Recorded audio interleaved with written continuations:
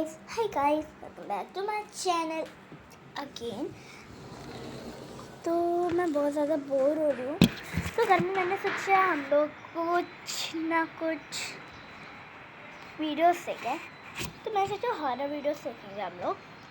तो मैं गई, बहुत ज़्यादा सर्च करा मैंने कि ऐसा हॉरर स्टोरी बिल्कुल नहीं मिला। ये जब मैंने देखा तो अभी इधर तो हॉरर स्टोरी नहीं है, ये रही हॉरर स्टोरीज। मैं जब ढूंढती रही फिर मेरे को मिली गई वो तो। फिर मैंने लगाया हॉरर स्टोरीज और स्टार्ट कर दिया हम देखना। ये कहानी एक शैतानी बच्चे। तो रुकिए, अब हम स्टार्ट करते हैं। ये चैनल का नाम है हॉरर रोई। मैं डिस्क्रिप्शन बॉक्स में डाल दूँगी। आपको अगर उसके चैनल को व्यू करना है तो आप देख सकते हैं। चलो हम लोग स्टार्ट करते हैं। गाइस, ये बात तब की है जब मैं अपनी फ्रेंड के साथ गोवा गई थी। वहाँ हमें अजीब कॉस्ट्यूम में एक बूढ़ा आदमी मिला जो हमें अपने पास आने को कह रहा था। ऑफ कोर्स हम उसके पास नहीं गए और हम अपने मेरे को एक बात नहीं समझी कि इसकी आवाज़ इतनी फनी क्यों है। जल्दी से वापस हम लोग करते स्टार्ट। होटल पर तुरंत भाग आए। कुछ दिन बीत जाने के बाद मैं अपने होटल पर थी और तभी मेरी विंडो पर से किसी की परछाई आई और मैंने देखा कि ये वही आदमी है जो हमें बीच पर मिला था। तो मैं उसके ऊपर चिल्लाई और मैंने पुलिस को भी इन्फॉर्म कर। गाइस, ऐसी शादी ना। गाइस, ये बात तब की है जब मैं अपनी फ्रेंड के साथ गोवा गई थी। वहाँ हमें अजीब कॉस्ट्यूम में एक बूढ़ा आदमी मिला जो हमें अपने पास आने को कह रहा था। ऑफ कोर्स हम उसके पास नहीं गए और हम अपने होटल पर तुरंत भाग आए। कुछ दिन बीत जाने के बाद मैं अपने होटल पर थी और तभी मेरी विंडो पर से किसी की परछाई आई और मैंने देखा कि ये वही आदमी है जो हमें बीच पर मिला था। तो मैं उसके ऊपर चिल्लाई और मैंने पुलिस को भी इन्फॉर्म कर दिया, जिसके थोड़ी देर बाद ही पुलिस वहाँ पहुँच गई और उसे गिरफ्तार कर लिया। जाते टाइम भी वो मेरी तरफ देखकर काफी हंस रहा था और बाद में पता चला कि मेरे बेड के नीचे एक ब्लैंकेट पड़ा है और कुछ खाने का सामान। असल में वो अजीब सा आदमी कई दिनों से मेरे बेड के नीचे सो रहा था। गाइस, ये बात तब। गाइस, ऐसी शादी ना आपने। थोड़ा सा इंटरेस्टिंग था, बट इसमें मेरे को समझा नहीं कि वो उसके बेड के नीचे सो रहा था तो वो खिड़की के बाहर कैसे आया। ऑफ कोर्स ये वाला स्टार्ट देखी होगी और ना ही सुनी होगी। ये स्टोरी है एमिली की, जो कि एक अमीर फैमिली से बिलोंग करती है। एक दिन एमिली बाजार जा रही थी तो उसके एक्स बॉयफ्रेंड ने उसके सिर पर पत्थर मारकर जान ले ली और जब सिक्योरिटी गार्ड उसके पीछे भागा तो उसने छत से कूदकर सुसाइड कर लिया। कोइंसिडेंट से उनका फ्यूनरल एक ही जगह पर हुआ, साइड बाय साइड। वहाँ दोनों की फैमिली आई हुई थी और लड़के की फैमिली ने एमिली की फैमिली से कहा क्यों ना हम इनकी शादी करा दे, जिसके बाद एमिली की फैमिली गुस्से से आग बबूला हो गई और उन पर हमला करने लगी। गाइज, ऐसी शादी ना आपने देखी होगी और ना ही सुनी होगी। ये स्टोरी है एमिली की, जो कि एक अमीर फैमिली से बिलोंग। गाइज, ये स्टोरी मेरी क्लास के एक वियर्डो की है। पूरी क्लास में इकलौती मैं ही उसकी फ्रेंड थी और एक दिन जब मैंने उसे बताया कि मेरे पास एक कैट है तो उसे अब मुझ में कुछ ज्यादा ही इंटरेस्ट आ गया था। वो घंटों मुझसे कैट के रिलेटेड बात करती और एक दिन मैंने उसे छुपके से मेरा फोटो लेते हुए देखा और उसके जाने के बाद जब मैंने फोन चेक किया तो उसके फोन में मेरी लगभग हजारों फोटोज थी और उसके फोन में एक पूरा फोल्डर था जिसमें उसने कैट्स को मारकर सेल्फी ली हुई थी।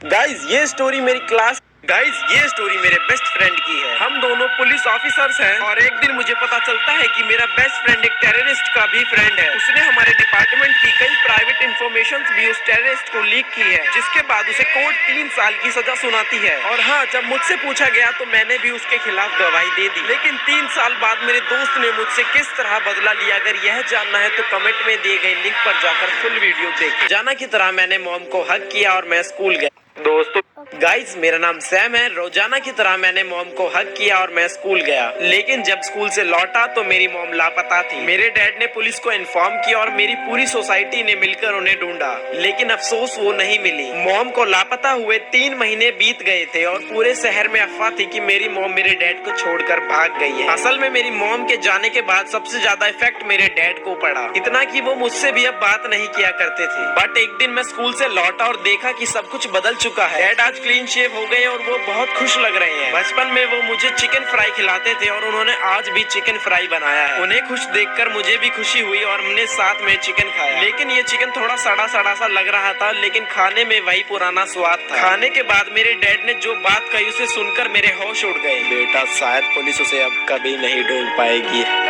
गाइस एक पल के लिए मुझे ऐसा लगा कि मैंने अभी अपनी मॉम का मांस खाया। गाइस मेरा दोस्तों ये सच्चा हादसा तब का है जब मैं अपनी मॉम के साथ मेट्रो में ट्रेवल कर रही थी और हमारे ठीक सामने एक बुड्ढा खड़ा था। वो दिखने में सस्ते माइकल जैक्सन जैसा लग रहा था। Wait. That is not looking like बुड्ढा। माइकल जैक्सन भी बिल्कुल नहीं लग रहा। Even not a square, no side। कौन सी साइड से वो बुड्ढा नहीं दिख रहा माइकल जैक्सन। बस उसने टोपी पहनी है, उसके फ्रेंड सके वो कपड़े, बट उसका जो मुँह था वो तो वियर्ड ही लग रहा था।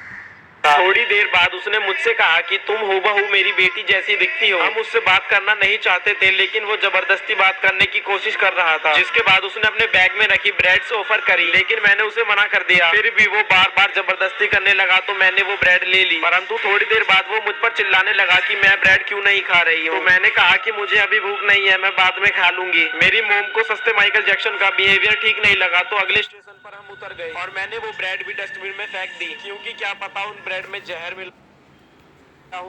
दोस्तों ये सच्चा हादसा तब का है जब मैं अपनी मॉम के साथ मेट्रो। हाल ही में मैं अपनी फैमिली के साथ एक नए अपार्टमेंट में शिफ्ट हुआ। स्कूल से आने के बाद मैं घर पर अकेला ही रहता था, क्योंकि मेरे मॉम डैड जॉब करते हैं। कि तभी अचानक मेरी डोरबेल बजी, एकदम अनयूजुअल था। और जब मैंने अंदर से स्नीक पीक करके देखा तो मुझे वहाँ एक डिसेंट सा आदमी दिखा। वो अपने आप को इलेक्ट्रिकल एजेंसी का एजेंट बता रहा था जो चेकिंग करने आया है। और मैं भी दरवाजा खोलने ही वाला था, लेकिन तभी मेरी एक चमकती चीज पर नजर गई। असल में वो एक धारदार कुल्हाड़ी थी जो कि उसके साइड में खड़े बंदे ने पकड़ रखी थी। मैं बेहद घबरा गया और मैं तुरंत अपनी बाथरूम में जाकर लॉक हो गया। थोड़ी देर तक उन्होंने बेल रिंग की और वो फिर चले गए। तो मेरी ये रिक्वेस्ट है, कभी भी किसी अनजान आदमी को अपने घर में घुसने ना दें। धन्यवाद। कहानी अच्छी लगी हो तो वीडियो को लाइक और चैनल को सब्सक्राइब कर लेना।